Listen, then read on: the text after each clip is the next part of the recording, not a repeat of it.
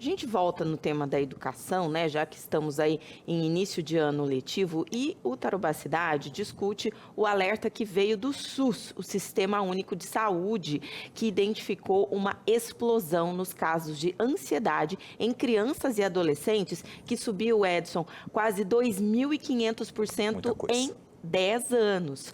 Os atendimentos na faixa etária entre 10 e 14 anos já superam o de adultos. A gente vai discutir esse assunto com a educadora parental Carol Binhame, que está ao vivo aqui conosco. Obrigada, Carol, pela presença. Bom dia. Bom dia, obrigada. Que importante a gente estar aqui falando sobre esse tema.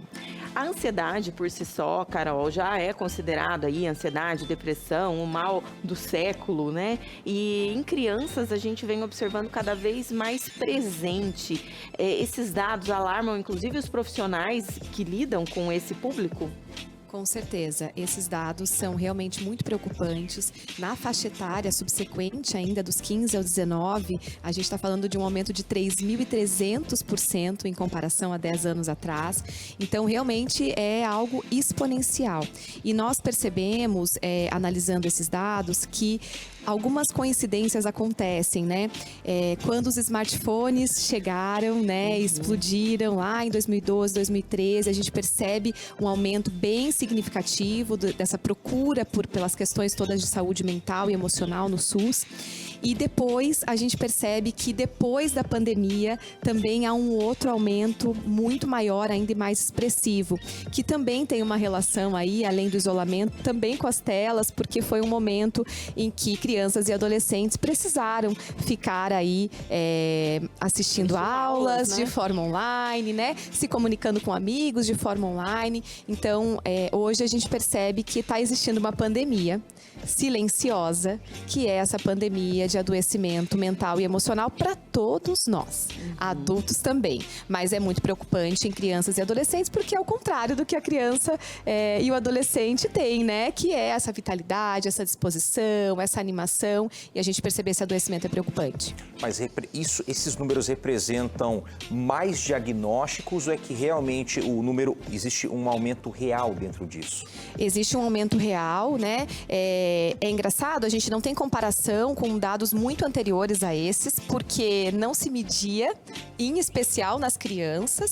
Existe um livro também que chama Geração Ansiosa, que justamente são medições fora do Brasil, nos Estados Unidos, que também trouxe dados muito alarmantes da realidade de lá. Então, a gente percebe que realmente é algo que nos chama muita atenção, né? O Brasil teve também na Previdência, né, esses dados do ano passado, do Ministério de Afastamento por Saúde Mental de adultos, né? Então, a gente percebe que tem muito esse impacto também. Os adultos adoecidos mentalmente e emocionalmente não conseguem promover aquilo que as crianças precisam. E aí, elas acabam ficando ainda mais nas telas também. Uma coisa vai levando a outra. Uma coisa com certeza tem relação com a outra.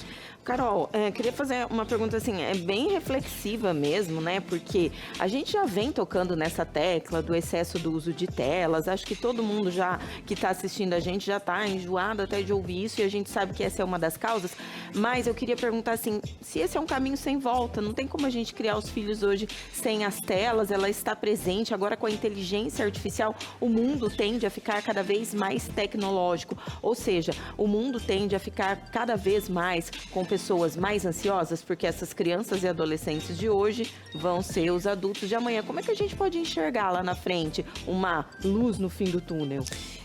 Eu percebo que há avanços, né, tanto no Brasil quanto fora. A gente tem agora o ECA Digital aprovado recentemente, né, que tira também um pouco só da responsabilidade dos pais. Os pais, quando ouvem a gente falar sobre telas, e eu falo muito sobre isso, eles já falam, ai meu Deus, pelo amor de Deus, de novo esse assunto. Exatamente. Eu não sei o que fazer, mas como é que eu faço diferente? Então não é só uma responsabilidade das famílias, é uma responsabilidade social. Precisamos de políticas públicas a esse respeito também, né?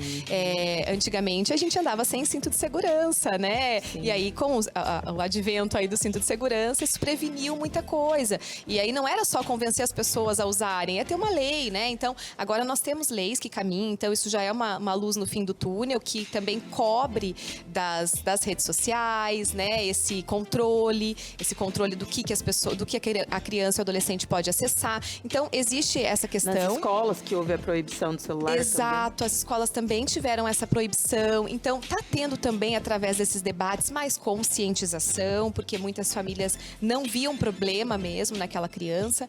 E eu acho que tem algo muito importante, para além da gente ficar nessa frase do sair das telas, a gente tem que lembrar de promover vida real.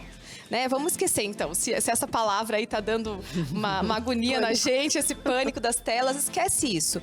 Pensa em conexão real. Como que eu promovo conexão real dentro da minha casa? Tentar sair mais, fazer mais coisas juntos. E isso não vai ser bom só para as crianças, vai ser bom para nós adultos que estamos também adoecidos. E qual que é o tamanho da responsabilidade do bullying? Que agora acho que é um termo que as pessoas estão entendendo melhor o que significa e quais são os impactos disso. Não é mais um mimimi. Não é. Eu tenho um capítulo num livro que vai ser lançado agora em março só sobre bullying. E o bullying também é um reflexo da nossa sociedade, né?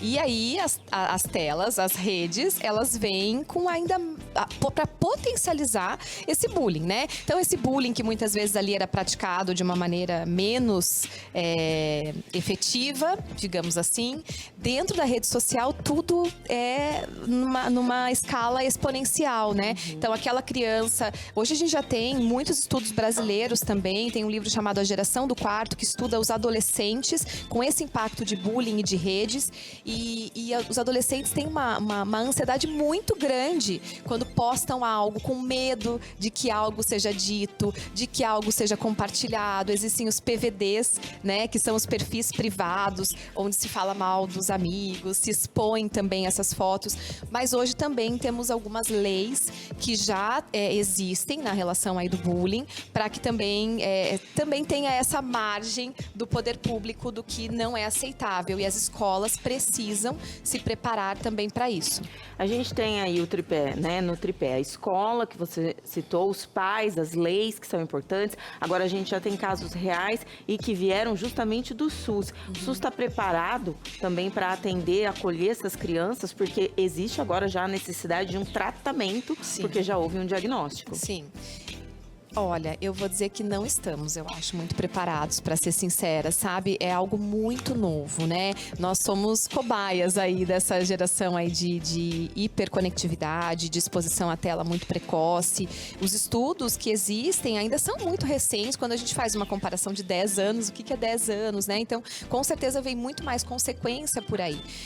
As prefeituras, os governos têm contratado programas de parentalidade positiva, que é também uma lei recente, né, Legal. de 2024.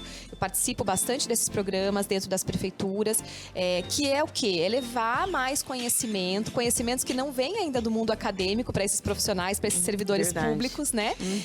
Isso também está chegando no mundo acadêmico agora, né, mais recente, mas que é justamente para promover conscientização, reflexões, conhecimentos da neurociência, da educação positiva, enfim, para que a gente reflita e para que isso seja capaz de mudar realmente a nossa atuação prática, tanto na saúde, quanto na educação, quanto na assistência social, que também precisa se atualizar com o que nós já temos. E de que forma que os pais podem, nesse caso dos sintomas, porque os sintomas para as crianças se manifestam de uma maneira diferente para os adultos, de que forma que os pais podem ficar ligados e, claro, né, percebendo, buscar essa ajuda?